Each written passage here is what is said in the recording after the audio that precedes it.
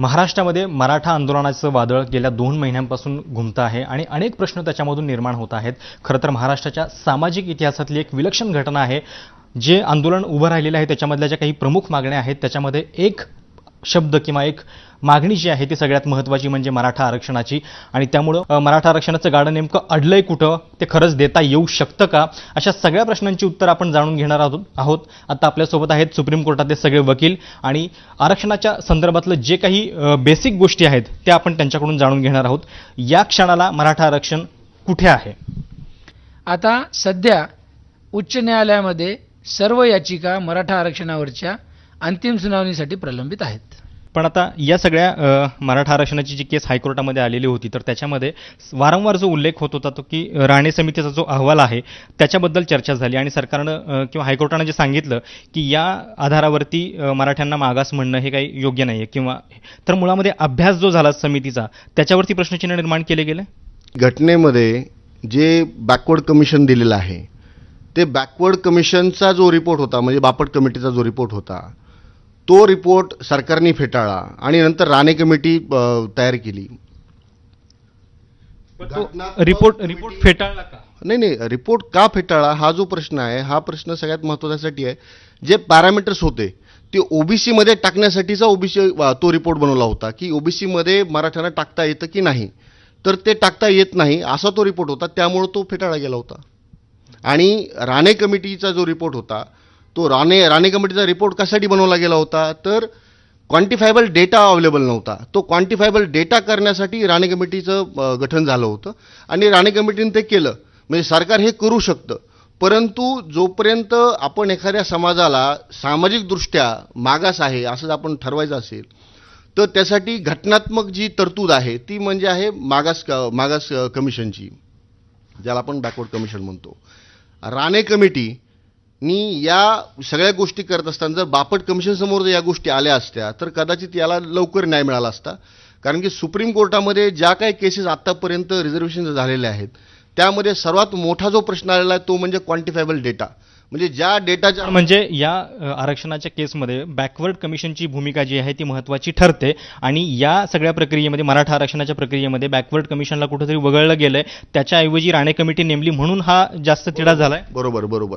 राणे कमिटीला घटनात्मक आधार नाही आहे आणि जो आधार आहे तो बॅकवर्ड कमिशनकडे आधार आहे. जर घटनात्मक तुम्ही त्या गोष्टी वापरल्या नाही तर तुम्हाला त्या तिथं मिळायचं काही आधारच राहत नाही. हायकोर्टानं या प्रकरणाला स्थगिती देताना जे काही शेरे नोंदवलेले आहेत त्याच्यावरून तुम्हाला असं काय वाटतंय की म्हणजे मुळामध्ये ज्या प्रक्रियेनं सरकार गेलं ती चुकली की खरंच मराठ्यांना आरक्षण देणं शक्य नाही? मला वाटतं तो जो काही स्टे आहे तो प्राथमिक दृष्टीने दिलेला आहे कोर्टाने, पण एकंदरीत जर राणे कमिटीचा पूर्ण अहवाल जर पाहण्यात येईल तर तो खूप व्हॉल्युमिनियस आहे, व्यवस्थित अभ्यास पूर्ण केलेला आहे. तर अंतिम जेव्हा केव्हा सुनावणी होईल तर या गोष्टीचा मला वाटतं नक्कीच विचार होईल आणि ते मराठ्यांना आरक्षणाच्या बाबतीत नक्की त्याचा फायदा होईल. पण मुळामध्ये कुठल्याही जातीला समजा आरक्षण द्यायचं एक मुद्दा पुढे आला तर त्याच्यासाठी कोर्टामधली प्रक्रिया नेमकी कशी असते, एक आदर्श प्रक्रिया कशी असली पाहिजे आणि या मराठा आरक्षणाच्या केसमध्ये त्याचं म्हणजे उल्लंघन होतंय कुठं असं वाटतंय तुम्हाला किंवा पालन होते कसंही? नाही, माझ्या मते स्टेट गव्हर्नमेंटने पूर्णपणे सगळे जे क्रायटेरियाज आहेत ते फॉलो केलेले आहेत आणि मला असं वाटतं हायकोर्टाने आता प्रायमा फेसाई केस पाहून स्टे दिलेला आहे, पण माझ्या मते जेव्हा सखोल विचार केला जाईल तो हा स्टे नक्कीच वेकेट होऊन जाईल. का असं वाटतं तुम्हाला? कारण जे क्रायटेरियाज त्यांनी हे केलेले आहेत आता जसं की 72% रिझर्वेशन होतं आहे टोटल, ते 72% करता येतं की नाही. आता हे जे आहे आता इंदिरा सोनीची जे केस आहे त्याच्यामध्ये सांगितलं की 50% पर्यंत रिझर्वेशन करता येतं, त्याच्यावरती करता येतं की नाही. तर त्याबाबत जवळजवळ 8 जजेसनी होल्ड केलं की नाही करता येतं, पण त्यासाठी काही बॅकग्राऊंड पाहिजे. सरकार आता एक दावा असं करतंय की मराठ्यांना आरक्षण देण्यासाठी आता आम्ही ऐतिहासिक पुरावे वगैरे गोळा करणार आहोत आणि ते सगळं कोर्टामध्ये सादर करू. कितपत आधार अशा ऐतिहासिक पुराव्यांचा कोर्टामध्ये टिकू शकतो? निश्चितच टिकू शकतो. 1902 साली कोल्हापूर संस्थानामध्ये छत्रपती शाहू महाराजांनी मराठा या कम्युनिटीला ओबीसी म्हणून आरक्षण दिलेलं होतं. 1942 मध्ये बॉम्बे स्टेट होतं, त्या बॉम्बे स्टेटमध्ये रिझर्वेशन होतं मराठा कास्टला. त्यामुळं म्हणजे 1942 साली जे रिझर्वेशन होतं ते 47 पर्यंत होतं आणि 47ला ज्यावेळी आपला देश इंडिपेंडंट झाला त्यावेळी अचानक जी कास्ट काल अखेर बॅकवर्ड होती ती एकदम फॉरवर्ड कशी झाली, हा एक प्रश्न राहील. पण हे यावेळेचं जे आरक्षण आहे म्हणजे महाराष्ट्र सरकारनं जे दिलेलं आहे मराठ्यांसाठी, तर ते करताना ESBC असा एक वेगळा प्रवर्ग निर्माण केला, एज्युकेशनली अँड सोशली बॅकवर्ड म्हणून. कारण कुठल्याही आरक्षण द्यायचं असेल तर एका जातीला देता येत नाही, प्रवर्गाला देता येतं. मग असं केल्यानंतर देखील ते कोर्ट का ॲक्सेप्ट करत नाही? कारण ॲज पर कॉन्स्टिट्यूशन 15(4) जे आहे कॉन्स्टिट्यूशनमधलं आर्टिकल, त्याच्यामध्ये फक्त 3 कॅटेगरीज सांगितलेल्या आहेत. First is scheduled tribe, scheduled caste आणि educationally and socially backward. Socially and educationally backward आपण मराठा कास्टला म्हणू शकत नाही, बिकॉज सोशली तर म्हणू शकत नाही कारण चीफ मिनिस्टर्स मॅक्झिमम त्यांच्यातले आहेत. आपण वॉरियर्स म्हणतो मराठा समाजाला, so maximum this is warrior class, so they can't be socially backward. Educationally backward म्हणू शकत नाही आपण कारण most of the educational institutions are owned by them. हा एक सारखा मुद्दा येतोय की म्हणजे मराठ्यांचेच सगळ्या इन्स्टिट्यूशन्स आहेत, मराठ्यांचे कारखाने आहेत, सत्ता आहे त्यांची. पण मग केवळ याच अँगलमधून एखाद्या जातीकडे बघावं का, की मोजक्याच लोकांची जी प्रगती आहे त्याच्यावरून सगळ्या जातीची प्रगती मोजायची? 16 आपल्या घटनेचं कलम 16(4) जे आहे त्यात ॲडव्होकेट चौधरींनी ज्याचा रेफरन्स दिला ते असं म्हणताय त्याच्यामध्ये अजून एक क्रायटेरिया आहे की केवळ सोशली आणि एज्युकेशनली बॅकवर्ड असून चालत नाही, तर त्याच्याशिवाय इनॲडिक्वेटली रिप्रेझेंटेड असला पाहिजे तो क्लास. म्हणजे सत्तेमध्ये किंवा प्रत्येक गोष्टीमध्ये हा इनॲडिक्वेटली रिप्रेझेंटेड क्लास असेल तर 16(4) खालचं रिझर्वेशन त्यांना देता येतं. म्हणून आम्ही जे म्हणत आहोत की त्यांचे प्रतिनिधी एवढे मुख्यमंत्री होते, एवढे आमदार होते, या ठिकाणी त्यांच्या संस्था आहेत, एवढे त्यांचे नगरसेवक आहेत, ह्या महानगरपालिकेत सत्ता आहे, नगरपालिकेत सत्ता आहे, हे याच्यासाठी की ॲडिक्वेटली रिप्रेझेंटेड असेल तर ती एक प्रकारची अपात्रता ठरते. आणि म्हणून 16(4)चं जर पूर्ण आपण जर आत्मा बघितला तर तो असा आहे. आणि मला वाटतं मुंबई हायकोर्टानं जो स्टे दिला तो याच कारणानं दिला. 16(4) मध्ये वारंवार हे सांगितलं गेलं आणि त्याचं कारण असं आहे की 1900 मंडल कमिशननं सुरुवातीला विरोधामध्ये अहवाल दिला मराठा आरक्षणाच्या संदर्भामध्ये. त्या अहवालासंदर्भात फक्त एक ॲड करतो, म्हणजे मराठ्यांच्या आरक्षणाबद्दल मंडल कमिशन 1990, त्याच्यानंतर परत नॅशनल कमिशन जे आहे बरोबर 1998 आणि परत स्टेट कमिशन, या तीनही रिपोर्ट जे आहेत ते निगेटिव्ह आहेत, नकारात्मक आहेत. मग ते निगेटिव्ह याच्यासाठीच आहेत की यांचं रिप्रेझेंटेशन ॲडिक्वेट आहे आणि जिथं ॲडिक्वेट रिप्रेझेंटेशन असतं तिथं रिझर्वेशन देण्याची गरज नाही. कारण तुम्हाला तुमच्यापैकी काही लोक असू शकतील जे अजून मागासवर्गीय आहेत किंवा मागासलेले आहेत, परंतु जर तुमच्यापैकी एक मोठा क्लास, मेजर क्लास जर ॲडिक्वेटली रिप्रेझेंट करत असेल तर त्या मागासलेल्या क्लासचं संरक्षण होऊ शकतं किंवा त्यांचं अपडेटिंग होऊ शकतं, अपग्रेडेशन होऊ शकतं, अशी त्या 16(4)ची धारणा आहे.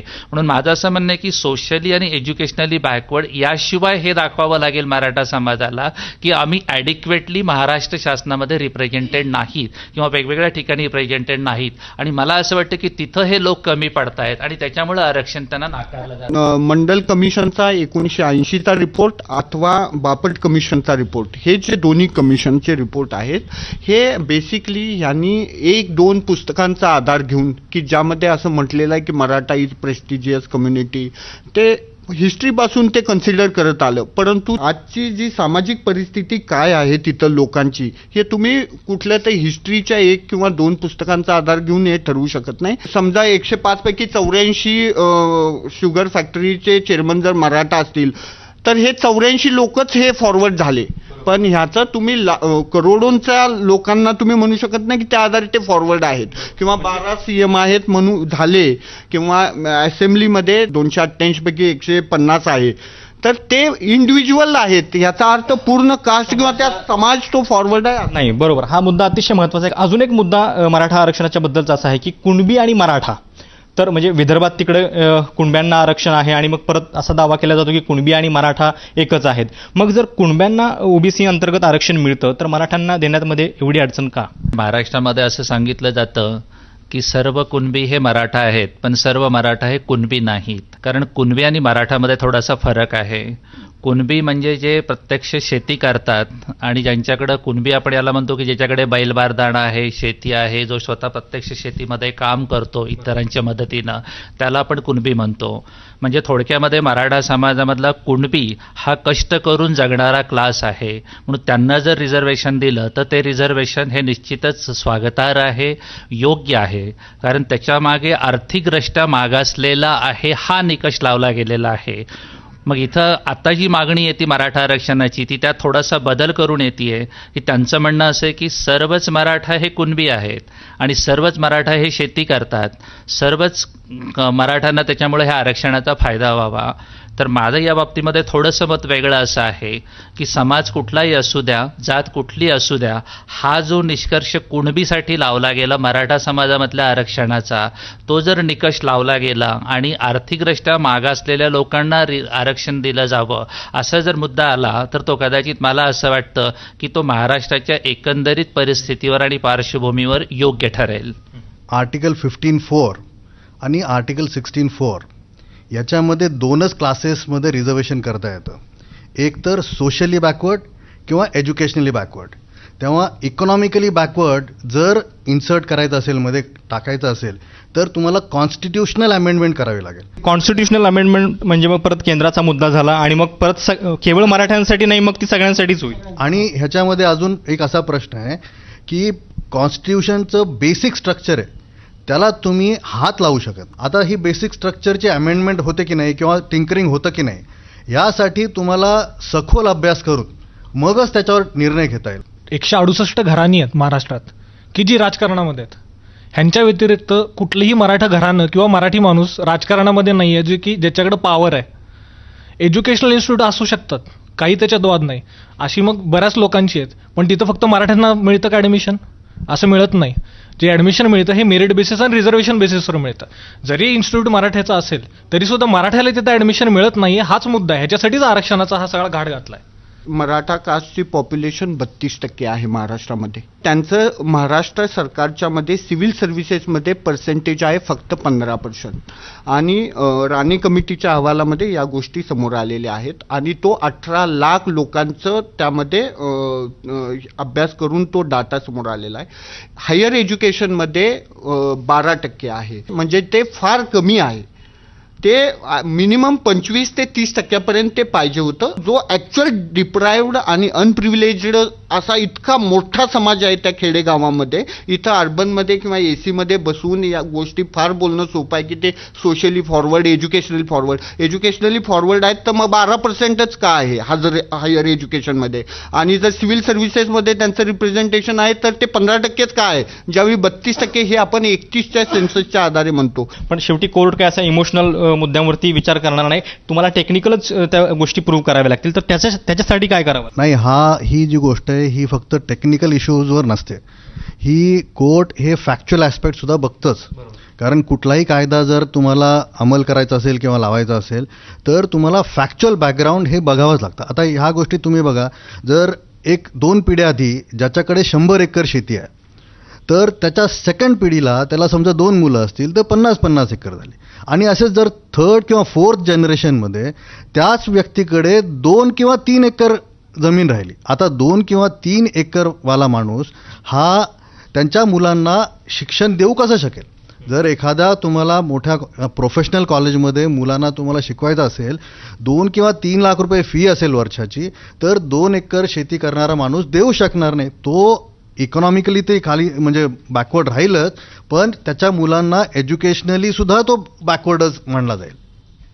तर ॲडिक्वेट रिप्रेझेंटेशन बद्दलचे जे 1-2-3 मुद्दे आहेत, आपण अजून काही त्याच्याबद्दल जाणून घेऊयात. तुम्हाला काय म्हणायचं? माझं याबद्दल फक्त इतकंच मत आहे की परत एकदा आर्टिकल 340 प्रमाणे पुन्हा एकदा कमिटी नेमवलं पाहिजे आहे आणि नेमून प्रत्येकाचा सर्वे होणं यामध्ये महत्त्वाचं आहे. खरंच ते प्रत्येक जातीचा सर्वे नेमणं होणे गरजेचं आहे. आणि त्यामध्ये सर्वात महत्त्वाची ही गोष्ट आहे की इकॉनॉमिकल बॅकवर्ड क्लासेसमध्ये हे सर्व यामध्ये मोडतात का नाहीत, आणि मोडत असतील तर त्यांना कोणत्या प्रकारचं रिझर्वेशन त्यांना देण्यात. एक प्रकारे तुम्ही आरक्षणाच्या फेर आढाव्याची अशा पद्धतीची गरज आहे असं म्हणतात. तर म्हणजे ही तफावत जी आहे ती कमी करायचा जो प्रयत्न आहे तो कमी करण्याचा प्रयत्न नाही होत आहे, तो वाढत होत चाललेला आहे. पण हे म्हणजे राजकीय दृष्ट्या खरं तर फार अवघड आहे. म्हणजे ज्यांना आरक्षण मिळालं ते सोडायला तयार होत नाहीत. म्हणजे खरं तर आरक्षण हे दिवसेंदिवस कमी होत जायला पाहिजे त्याची टक्केवारी, पण ती आपल्याकडे वाढताना दिसतेय. आरक्षण जे देण्यात आलं होतं ते कशासाठी दिलं होतं की त्या माणसाचं रिप्रेझेंटेशन असावं. रिप्रेझेंटेशन असताना त्याला डिग्निटी पण असली पाहिजे.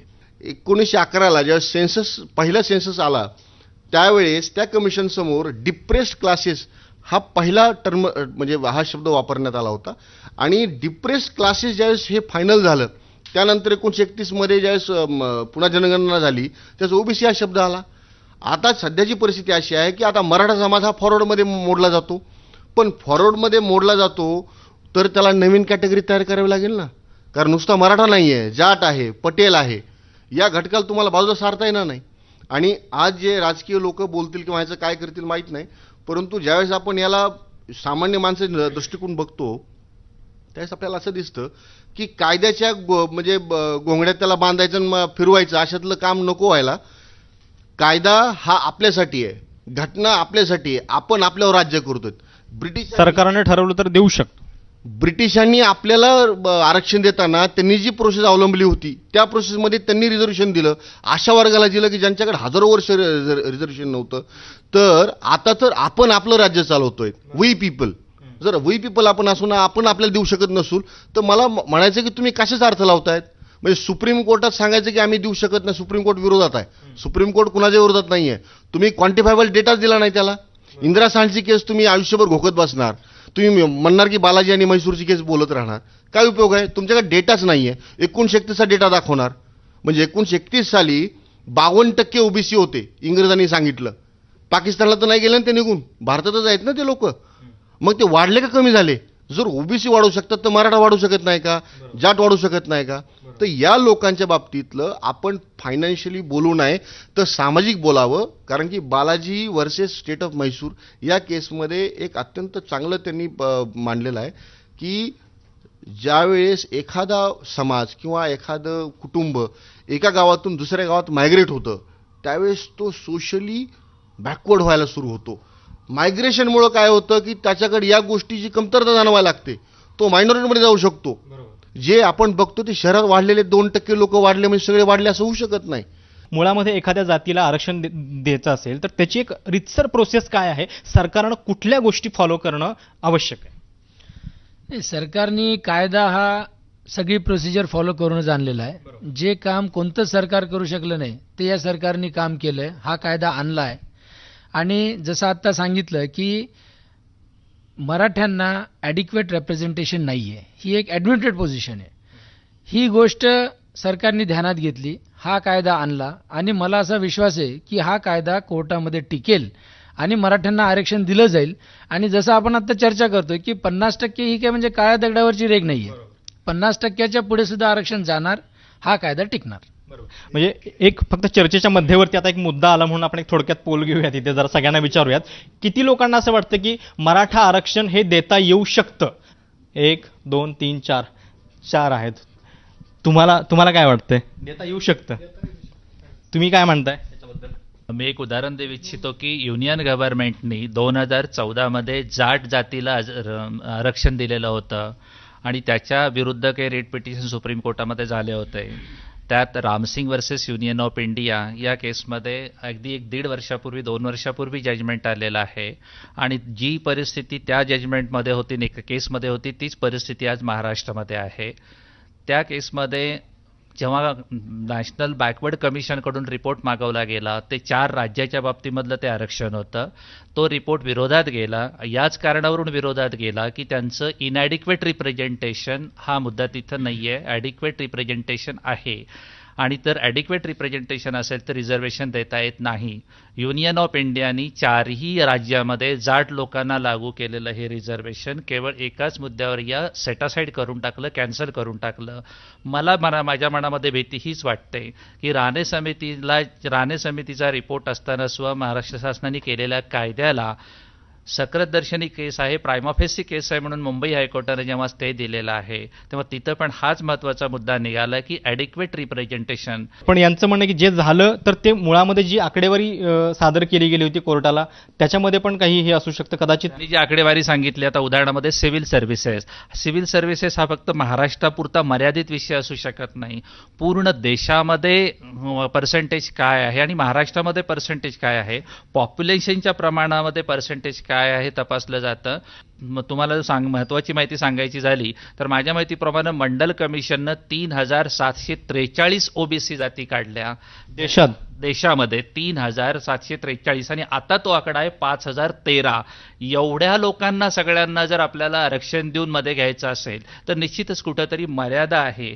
काही लोकांना आपण अकोमोडेट करू शकतो, काहींना करू शकणार नाही. आणि जिथं गरज आहे तिथं समजा उदाहरणामध्ये हाच मराठा समाज कर्नाटकमध्ये आहे आणि तिथं तो मायनॉरिटीमध्ये आहे आणि तिथे त्यांना कुठलीच संधी मिळत नाही, तिथं हे ओबीसी म्हणून कदाचित खूप चांगलं रिझर्वेशन कर्नाटकामध्ये घेऊ शकतील. पण जेव्हा ॲडिक्वेट रिप्रेझेंटेशन तुम्हाला सुदैवानं महाराष्ट्रामध्ये आहे तर पुन्हा का रिझर्वेशन मागताय असं मला वाटतं. ठीक आहे, मुळामध्ये मराठ्यांना आरक्षण द्यायचं म्हटलं तर ते एका विशिष्ट प्रवर्गामध्ये त्यांना समाविष्ट करावं लागणार आहे. मराठ्यांना ओबीसी अंतर्गत आरक्षण देता येऊ शकतं का? ओबीसी नेते साहजिकच याला विरोध करतायत की ओबीसींच्या आरक्षणाला धक्का लागला नाही पाहिजे. पण कोर्टाच्या अँगलनं किंवा लिगल ॲस्पेक्टनं तुम्ही या मुद्द्याकडे कसं बघता? आता ओबीसी रिझर्वेशन 19% आहे महाराष्ट्रामध्ये. ओबीसीची टक्केवारी 19% 27% करता येऊ शकते आणि ते सुप्रीम कोर्टाने अपहेल्ड केलेलं आहे उत्तर प्रदेशच्या केसमध्ये. मराठा कास्ट एक नुसती इन्क्लूड जर केली तर ते करता येऊ शकतं जर आपल्याला स्ट्रिक्टली 52% सिलिंग लिमिट जर पाळायचं म्हटलं तर ते करता येऊ शकतं. आणि क्रिमिलेअर मराठा कास्टमध्ये क्रिमिलेअरची अत्यंत हार्ड रूल्स ठेवायला पाहिजेत. म्हणजे मेजॉरिटी समाज हा शेती करतो त्यामुळे तो त्या इन्कम टॅक्स खाली येत नाही.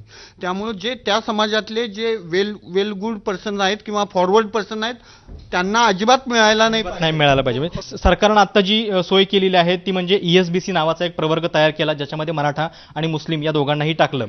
मात्र जर आता खरोखर अशा पद्धतीचा एक आरक्षणाचा निर्णय आला तर ते कुठल्या प्रवर्गामध्ये का मराठ्यांना परत ओबीसी मध्येच टाकावं लागेल? हा प्रश्न आता 4 जाती समोर घेऊन आपण विचार करायला पाहिजे आणि त्यातल्या 3 सध्याचं प्रॉमिनंट आहेत त्यामध्ये जाट, मराठा आणि पटेल. फॉरवर्ड क्लास म्हणून तुम्ही ज्यांना इतके दिवस ठेवलंय ते खरंच फॉरवर्ड आहेत का? तर ते नक्कीच नाही आहेत. ब्रिटिशांच्या रिपोर्टमध्ये त्यांनी स्पष्टपणे सांगितलेलं आहे ब्राह्मण सोडून सगळे हे बॅकवर्ड आहेत. की हे जर द्यायचं असेल तर आता नवीन कॅटेगरी काढावं लागेल आणि तो तुम्हाला आयडेंटिफाय करण्याचे पॅरामीटर्स काढावं लागतील. बरं, हे महाराष्ट्रामध्ये मराठा आरक्षणासोबतच देशामधले देखील अनेक प्रश्न आहेत. देशामध्ये गुजरातमध्ये पटेलांचा असेल, हरियाणामध्ये जाट, राजस्थानमध्ये गुज्जर यांच्या देखील आरक्षणाचे प्रश्न समोर येत आहेत सातत्यानं. आणि म्हणूनच एक प्रश्न असा साहजिक या निमित्तानं उभा राहू शकतो की मराठा आरक्षण आणि हे जे इतर जाती आहेत यांच्या आरक्षणाची तुलना होऊ शकते का? आणि कोर्ट याच एक म्हणजे समान बॅकग्राऊंडवरतीच त्याकडे पाहू शकेल? नक्कीच तुलना होऊ शकते, पण प्रत्येकाचे फॅक्च्युअल जे आस्पेक्ट्स आहेत ते वेगवेगळे आहेत. प्रत्येक उदाहरणार्थ पॉप्युलेशन जे आहे जाट लोकांचं हरियाणामध्ये त्याची तुलना तुम्ही मराठ्यांशी महाराष्ट्रात करू शकत नाही. त्यांचं पॉप्युलेशन वेगळं आहे, मराठ्यांचं पॉप्युलेशन वेगळं आहे. सेम क्रायटेरिया लागू होतो पटेलांना. आता गुजरात हायकोर्टचं या फ्रायडेला जजमेंट आलंय. हे जजमेंट असं म्हणतं की तुम्ही जर एज लिमिट घेतलेलं आहे ओबीसी मधून आणि तुम्ही जनरल कॅटेगरीच्या कट ऑफ मार्कपेक्षा जास्त मार्क पाडलेत तर you cannot take admission in the general category. म्हणजे त्यांना त्यांच्याच कॅटेगरीमध्ये ॲडमिशन घ्यायला लागेल. ह्याचा अर्थ सरळ सरळ असा होतोय की आधी जे समजा आता 23% समजा ओबीसींना रिझर्वेशन आहे तर ते 50% जे ओपन आहे प्लस 27% या टोटल पूर्ण ह्याच्यात त्यांना ॲडमिशन घेता येतं. ते ॲडमिशन आता फक्त त्यांना 27% घ्यायला लागेल. तर आयदर असं होऊ शकतं किंवा मग 50% तुम्ही टोटली ओपनसाठीच ठेवा ज्याच्यामध्ये कोणीच लुडबुड करू नये. रिझर्व्हमध्ये जे रिझर्व्ह कॅटेगरी त्याच्यामध्ये त्यांना ॲडमिशन घेऊ दे. या असे 2 गोष्टी होऊ शकतात त्याच्यात. पण म्हणजे आता जवळपास सगळ्याच जाती आरक्षणासाठी पुढे येत आहेत आणि मग या माध्यमातून इतके जर प्रश्न समोर यायला लागले तर आरक्षणाचं पुढचं म्हणजे भविष्य काय असेल? आता 23 वर्ष झाले when Mandal commission has brought caste into the lexicon of young Indians. आता आपल्याला परत विचार करायची खूप गरज आहे. जसं आर्टिकल 17 खाली अबॉलिशन ऑफ अनटचेबिलिटी केलं आहे तसं आपल्याला अजून एक अमेंडमेंट करून abolition of recognition of caste करायला पाहिजे. आणखीन एक मुद्दा असा येतोय की मराठा आरक्षणाच्या बाबतीतला की शेड्यूल्ड 9 म्हणजे खरं तर तुमच्याशी चर्चा केल्यानंतरच मला हा मुद्दा कळला. खरंच या शेड्यूल्ड 9च्या अंतर्गत मराठा आरक्षणाला संरक्षण देता येऊ शकतं? शेड्यूल 9 म्हणजे ज्यामध्ये एखादा कायदा जर त्यात टाकला आणि तो जर केंद्र सरकारने पास केला तर तो कायदा हा ज्युडिशियल रिव्ह्यूच्या बाहेर असतो. परंतु आता काही म्हणजे त्यानंतर देखील त्याला रिव्ह्यू खाली आणलेला आहे. NGC ऍक्ट जो होता, नुसता तो एखादा कायदा शेड्यूल 9 मध्ये टाकला म्हणून तो ज्युडिशियल रिव्ह्यूच्या बाहेर जातो असं नाही. त्यामुळे तो कायदा टाकला अथवा नाही टाकला तरी it is always open for court to do a judicial review of. आणि आज आपण पाहतोय की आपण सगळ्यांनाच आरक्षणाची गरज भासते. म्हणजे याचा अर्थ काय होतोय की आपण कुठंतरी या गोष्टीला न्याय दिलेला नाही. म्हणजे ज्या ज्या समाजाला त्यांचं प्रतिनिधित्व करायला द्यायला पाहिजे होतं ते दिलेलं नाही. आणि ते न देण्यामागचं जे कारण आहे म्हणजे आता 50% आपल्याकडं मोकळा वर्ग आहे, ओपन ज्याला जनरल कॅटेगरी म्हणतो, तो 50% जनरल कॅटेगरी असताना देखील मराठा समाजाला असं का वाटतं की मला रिझर्वेशन पाहिजे हे व्यवस्थित सांगता आलं पाहिजे. आणि 50% ओपनमध्ये जर आपण असून आपण आपल्या स्वतःला जर कंपार्टमेंटलाइज करत असू आणि तेवढ्याच वर्गाविषयी आपण काम करत असू तर नक्कीच विचार करावा लागेल. जी केस कोर्टामध्ये चालू आहे त्याच्यामध्ये खरं तर मागासवर्गीय आयोगाची भूमिका जी आहे ती देखील महत्त्वाची ठरणार आहे. किती या सगळ्या आरक्षणाच्या प्रक्रियेमध्ये बॅकवर्ड कमिशनचं मत किंवा त्यांचा जो रिपोर्ट आहे तो कोर्ट जे आहे ते कन्सिडर करतं. हे पहा, असं आहे की सध्या आम्ही जसं म्हणलं की कायदा हा कोर्टापुढे आहे. कायदा वैध की अवैध याच्यावर चर्चा होणार. यामध्ये सर्व कमिशन्सचा, जसं हिस्टॉरिकल डॉक्युमेंट्स असतील, जुन्या काळचं रिझर्वेशन असेल, राणे समिती असेल, बापट समिती असेल, सगळ्यांचा विचार केला जाईल. कारण असं काही स्ट्रेट जॅकेट फॉर्म्युला आपण काही सांगू शकत नाही. पण कोर्टाकडे जे मटेरियल आहे ते कोर्ट कन्सिडर करेल आणि याच्या अतिशय म्हणजे अभ्यासपूर्ण ज्या तरतुदी आहेत त्या पाहून मला असं वाटतं की हा कायदा नक्कीच कोर्टामध्ये टिकेल. कशा पद्धतीने आरक्षण मराठ्यांना देता येऊ शकतं याच्याबद्दलची सगळी चर्चा आता आपण ऐकली आणि त्याच्यामधून अनेक नवे मुद्दे, नवे प्रश्न या चर्चेतून समोर आलेले आहेत. पुढचे काही दिवस हा मुद्दा साहजिकच मराठा आरक्षणाचा महाराष्ट्रामध्ये गाजत राहणार आहे आणि त्यामुळं एक नेमकं देशाच्या सर्वोच्च न्यायालयामध्ये वकिली करणाऱ्या लोकांना काय वाटतं हे जाणून घेण्याचा हा प्रयत्न होता. प्रशांत कदम, ABP माझा, नवी दिल्ली.